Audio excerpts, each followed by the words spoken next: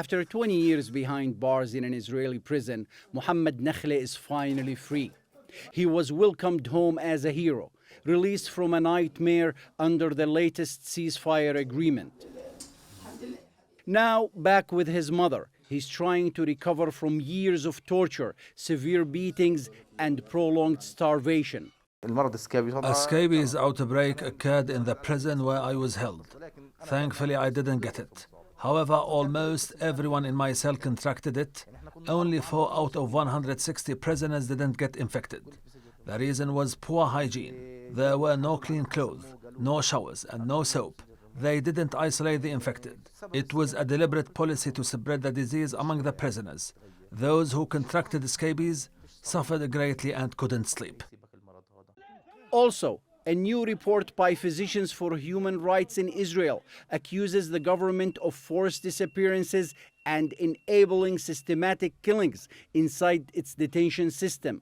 The report that we published recently revealed that from October 2023 and until August, the end of August 2025, at least 94 Palestinians died in Israeli custody.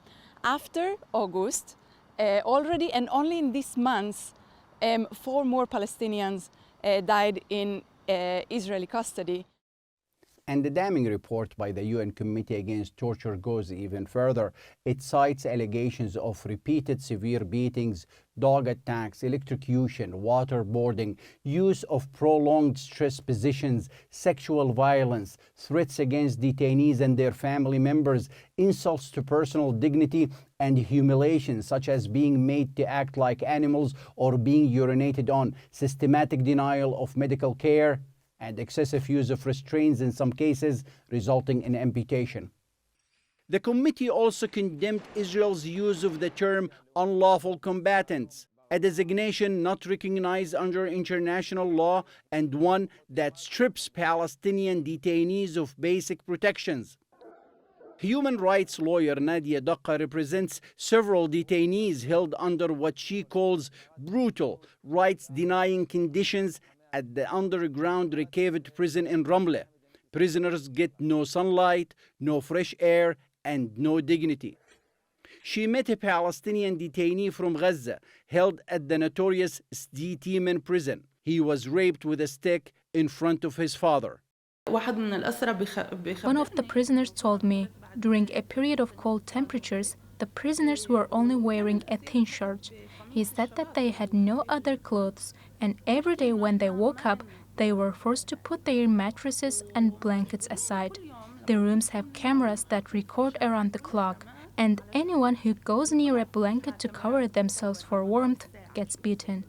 They would rather die from the cold than be beaten. Physical violence, torture, and the systematic humiliation of Palestinians have become entrenched across Israel's prison over 2 years of war, vocally supported by officials like Israel's far-right National Security Minister Itamar Ben-Gvir. Since his release, Nakhle is trying to rebuild his life.